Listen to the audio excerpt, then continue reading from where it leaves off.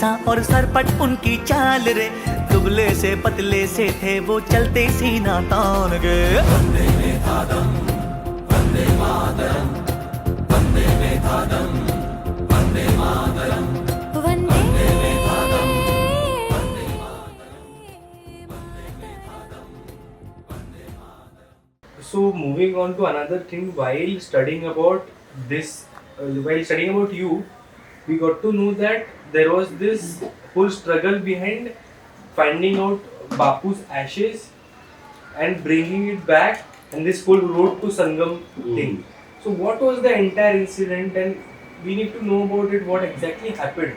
See, in 1996, in the first week of February, there was a small news item in the Times of India which talked about how the people of Qatar had appealed to the governor of Orissa to bring out the ashes that were kept in the State Bank of India of Mahatma Gandhi and build a memorial in Qatar on the ashes like Rajghat. Okay. And that was the time, just a year before, Mayawati had started becoming very aggressive with her Bahujan Samaj Party. 95, I think she and her supporters had attacked Rajghat and damaged the Samadhi and poured filth on it and all that. And I was very disturbed by it because I used to feel just because my great-grandfather was a public figure, anybody does anything to them, to him and insults him, and I have to bear with it. Yeah. So I felt very bad. And so when I read this news item, I said, no, I'm not going to allow them to make another monument so that in future somebody else can go and, desecrate it and I have to suffer.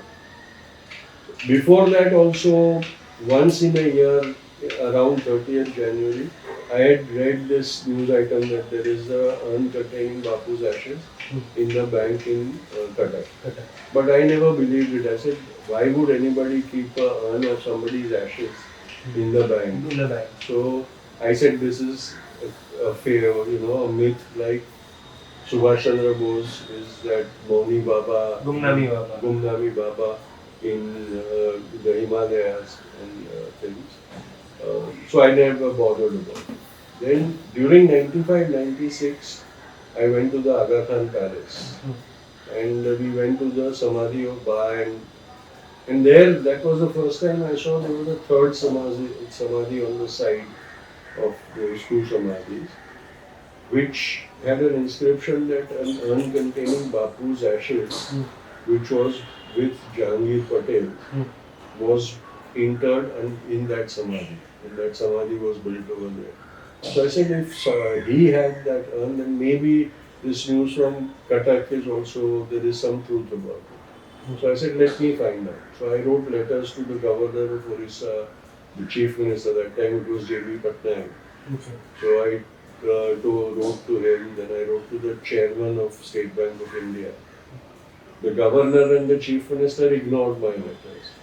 But the chairman, Mr. Kakodkar at that time, he called me to his office and he said, what is this? I said, look, this is the news item. And I want to know whether this is the truth or it's false. And you are the best place because you can just call your manager in Cuttack and ask him whether there is any truth about it. So it was just around Holi in 1996. So he told me that, now 2 days we are going to be closed for bank holiday. So after that, I will make inquiries and I will get back to you. 3 days later, he called me again and he said, yes, then I talked to the manager in Cuttack and he says that in his branch there is an urn which claims to be having the ashes of Mahatma Gandhi. And he said, I have asked for all the documents and I have sent them to you. So he sent me all the bank records where it was mentioned that the chief minister's office had placed that box in the strong room and it's lying over there. And so I said, okay, now there is evidence that there is something like this. Whether it is true or not, I don't know. But there is evidence that there is something like this. So I once again wrote to the chief minister and the governor and I said, look, I've got all these documents. This proves that State Bank of India, Qatar, in their strong room has a box which is said to be containing the ashes of Mahatma. So I said, I want you to allow me to take it out, and along with you, we will go and immerse it in Mahanadi in Qatar, because I don't want it left. So again, they did not respond. I waited for 15 days, they didn't respond. So finally, I wrote a letter and I released it to the press. I said, I am going to Orissa and I will get the ashes of my great grandfather. I want to see who stops me. Now, I didn't know anything. So I said, maybe dekhte hain. 3 days before that deadline was going to get over, my wife asked me, she said, Tushar, you talked about this to the whole world. All the newspapers are carrying the news items, and you have made no plans to go to Qatar. So I said, I don't know what I'll do in Qatar because I don't know anything in Qatar. I don't know anybody in Qatar. But now you have to go. No? So we went and bought a ticket. And I said, I'll fly to Qatar and see what it is. I bought a one-way ticket because I said, जब तक वो ashes नहीं मिलता तब तक मैं वापस नहीं आऊँगा. So I landed up in Qatar. And I got a scare of my life because when I reached the airport over here to check in, at the check-in counter when I showed my ticket, the girl who was doing the checking in, she told somebody standing behind her that he has come. And then she took time in giving me my boarding card. And then suddenly 3 people came and they started asking me. So I said, who are you? One of them said, I'm a journalist from Times of India and our newspaper has sent me to file a story on you. Now, my father was a journalist in Times of India. I knew journalists and things. I knew how the journalists behaved. And I knew how policemen behaved. This man was behaving like a policeman. So I finally told him, I said, look, don't bluff me. I know the difference between a journalist and a plainclothes policeman. So I said, you either tell me now who you are, or I will stop talking to you. So he said, sir, क्या आप भी ऐसा करते मेरा नौकरी जाएगा if you identify me. So then he said, I'm from the IB. IB? IB. So I said, I was surprised. I said, why should the IB come be involved in it? So then he said, नहीं आपको सिर्फ कोई तकलीफ ना हो वो देखने के लिए. I said, मेरे को क्या तकलीफ होने वाली है? Nobody even recognizes me except for you. And even you didn't recognize. If that girl hadn't told you that I was Tushar Gandhi, you wouldn't have recognized me. So मुझे क्या तकलीफ होने वाली? At that time there was no direct flight to Qatar. So I had to go to Nagpur and I had to stay in Nagpur for about 5 or 6 hours. And in the late afternoon there was a flight to Qatar. So I had some relatives in Nagpur who were well connected over there. So I told them, I said, look, this is what happened in Mumbai. And I'm worried that maybe when I get down in Qatar, they'll arrest me. I don't know what is happening. I don't know why the police have been alerted. So they knew the local CBI chief. So my cousin took me, we went and met the CBI. And I told him, I said, this is what had happened. So he said, don't worry, nothing of that sort. And I talked to my counterparts in Qatar. They'll keep a watch out for you. So don't worry, you can go. When my plane landed in Qatar, I looked out of the window and there were about 20 policemen outside the terminal.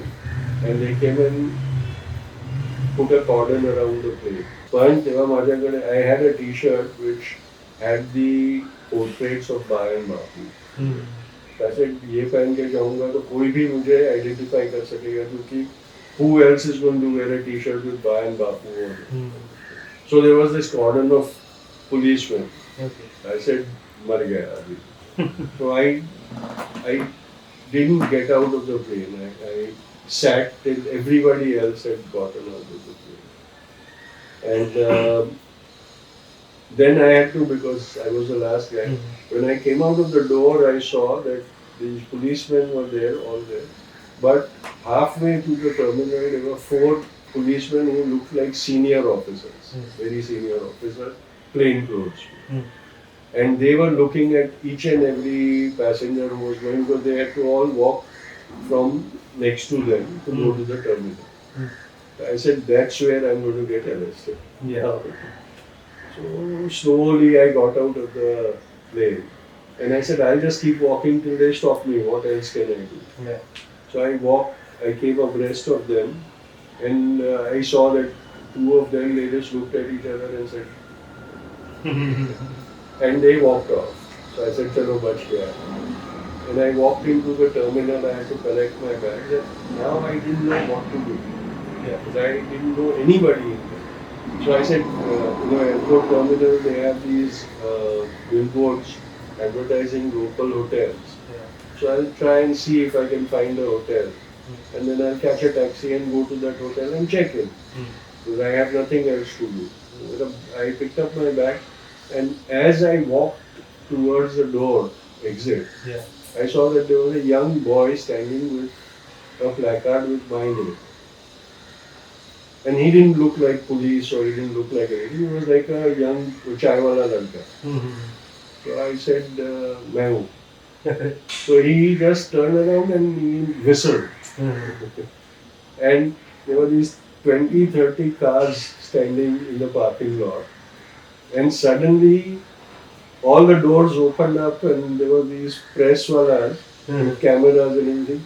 They rushed to me. They rushed to me and gherawed me and they said, Tushar Gandhi, you are Tushar Gandhi? Yes, I said, I'm Tushar. Now when this commotion happened, all the policemen who were waiting, they rushed to see what happened. Kind of thing. But by the time they reached me, the whole police press gang had surrounded me. So they said, you come to the VIP room, we want you to make a statement right away.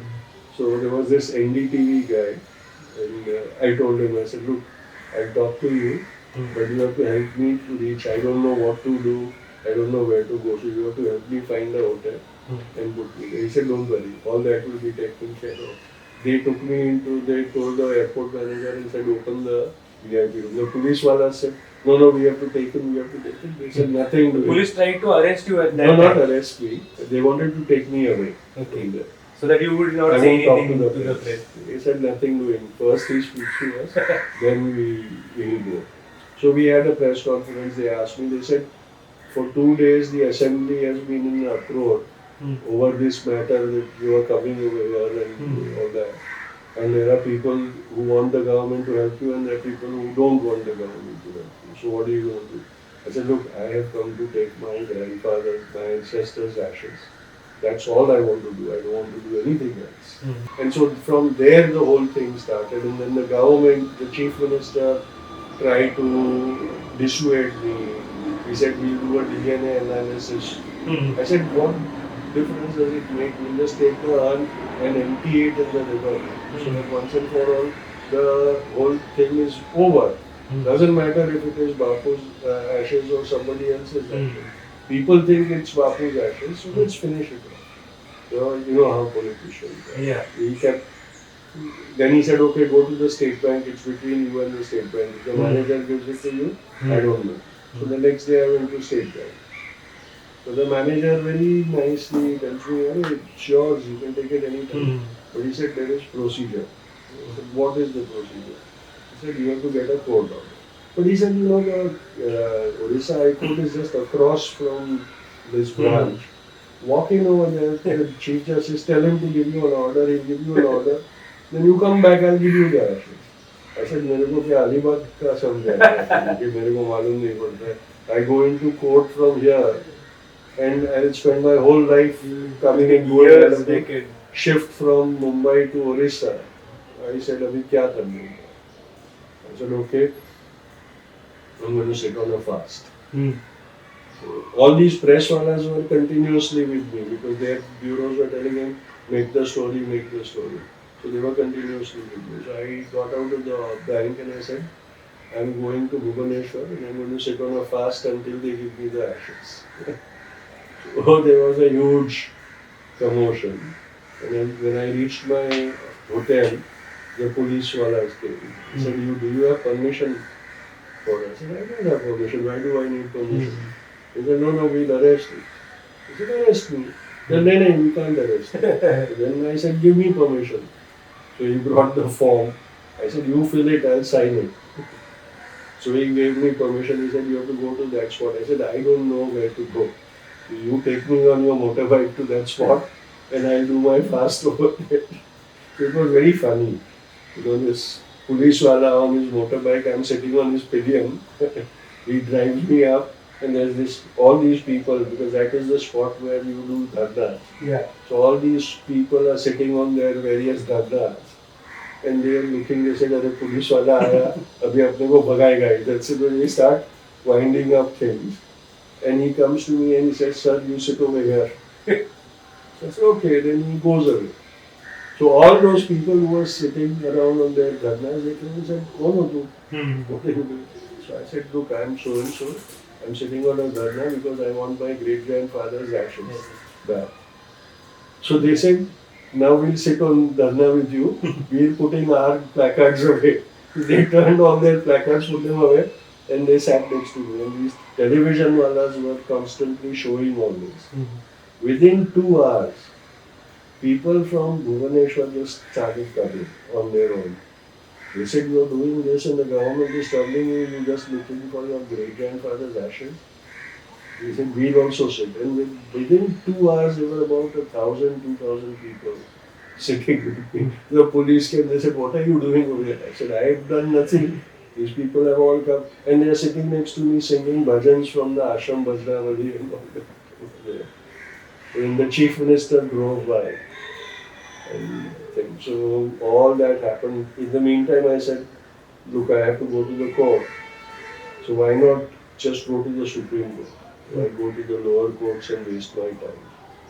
So that time Justice Ahmadi was the Chief Justice. So I wrote a letter, detailed letter about everything.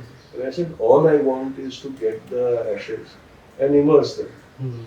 Why is it such a big thing? So you deal with it. And I sent that handwritten letter to the Chief Justice and posted it in EMS Speed Post. And straight from there I went to the station. There was a Rajdhani going to Delhi. I got a ticket. That station master came and put me on. He said, "If you're going, I'll put you in the train, don't worry." I went to Delhi and I was completely naive. I didn't know anything. So right from the station, I walked straight into the Supreme Court compound. And so they asked me, "What is to be done? Why have you come?" I said, "I've come to meet the Chief Justice." And I think we were shocked that there's somebody who just walks in and says he wants to meet the Chief Justice. So I walked right into the Supreme Court. I went to the chambers of the Chief Justice. And then his secretary said, "Who are you?" I said, "Tushar Gandhi." He said, "Do you send a letter?" I said, "Yes." He said, "We just got it this morning and I've just given it to the Chief Justice." I said, "I've come because of that.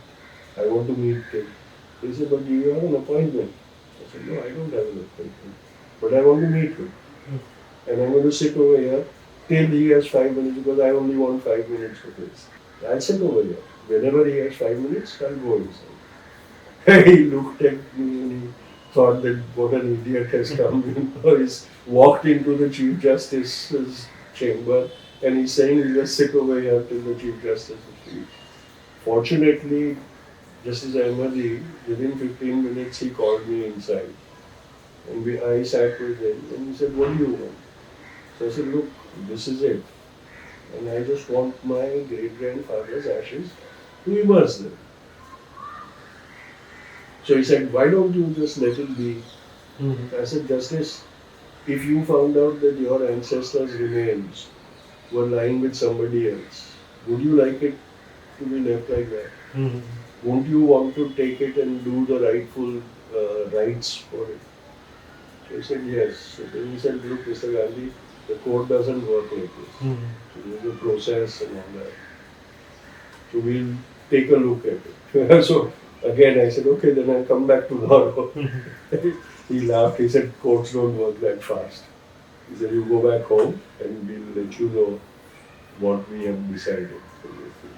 So that is where the whole story started from. And then of course there was a Supreme Court hearing and then the judgment. How long did it take for you About to... 6 months. I started all this in March, April of 96. Okay. The Supreme Court's order in my favor came in December 96.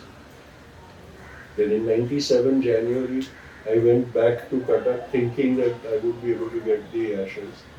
And I wanted to take them from Cuttack to Sevagram to Mumbai to Sabarmati Ashram and then to Rajghat and then immerse it at Allahabad. So I planned out the whole thing that way, but it didn't work out because the Orissa government wanted to put hurdles in my path.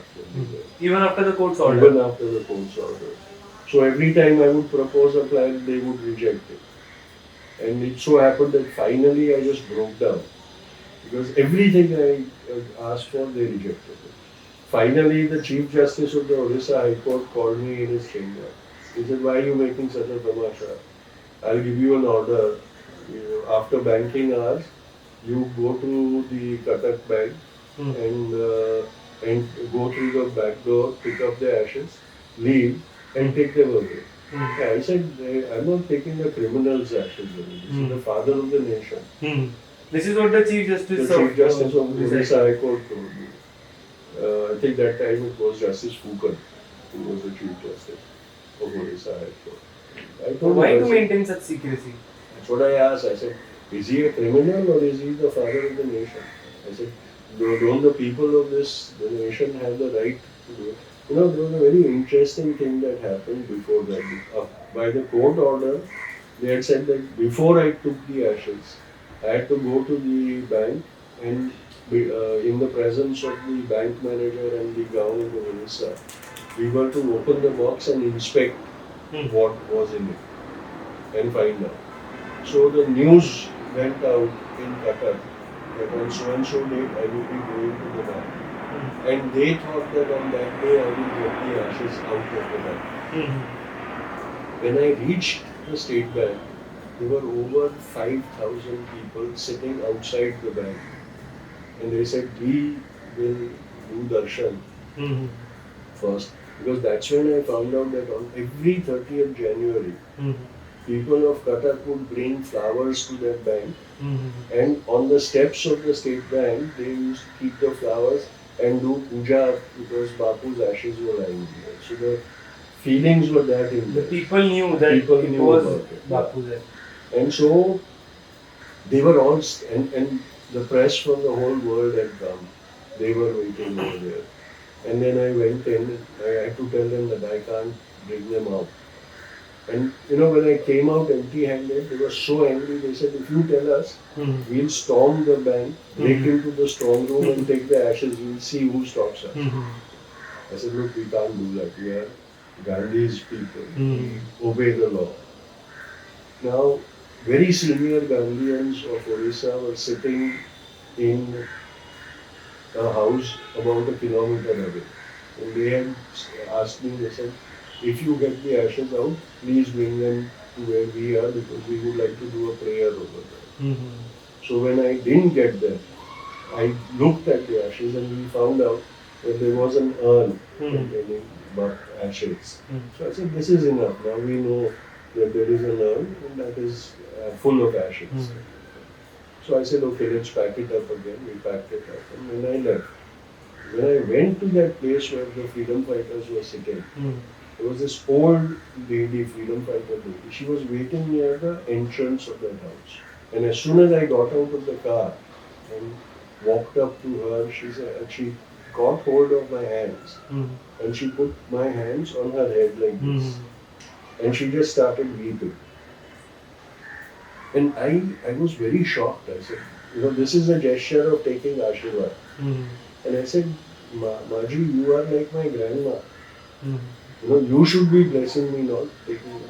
And she just wouldn't talk to me and she just held my hands for 5 minutes. And finally, after she let me go, and she told me, she said, look son, my blessings are with you always, but your hands have just touched Bapu's ashes. Mhm. He said, I can feel that Such power. pure emotion Yeah, in it. yeah. And I said, my God, people are so emotionally charged about all this stuff. So these were the kind of experiences that I. Then the Chief Justice tells me, you come like a thief and take the ashes and run away from here. Everything. I said, I got very angry with him. And I almost gave up. I said, no, now I'm going back. But then I said, no, I have to. I have to do this. I can't stop. And finally, on 28th January, the death threats were made. One of the big gundas of Cuttack, Mhm. he made a press statement saying that if Tushar Gandhi comes to Cuttack to pick up the ashes, he won't go back. What does a gunda have to do with all of Because this? he was from the party. Okay. So I said, fine. I made a statement in the press. I said, I'm on this date. At this time, I'm coming to Qatar. And so I had all these sort of experiences. And the man who was appointed by the government to put hurdles in my path, finally, when we took the ashes and took them to Qatar, he was assigned by the government to accompany me. So when we reached that train and we were boarding the special bogie that they gave us to take the ashes, that man's wife was over there. And as soon as I reached there, she just came and fell at my feet. And she said, like, you're my brother, like my brother, and I want you to give me a promise that you will not curse my husband. He said, because my husband has done a very bad thing, which is unforgivable.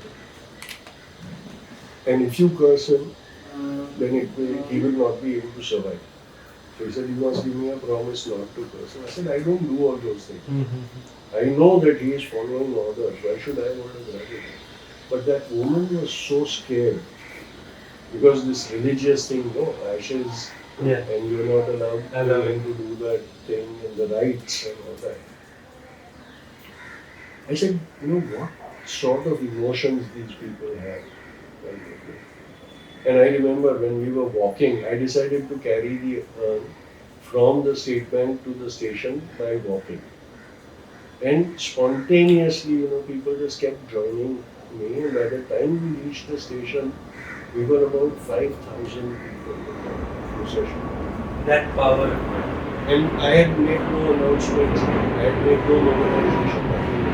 This was just people voluntarily coming. And they were talking amongst themselves.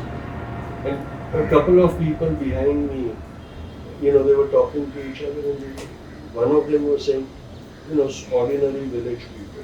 One of them was saying, no wonder India is so backward. That we didn't even finish the last rites of our father of the nation. So that ill luck would come to us. He said, now, once this immersion is done, you see India's takdir will change. And I wanted to turn around and say, you idiot, nothing of that sort happened. But I said, how can I negate these emotions?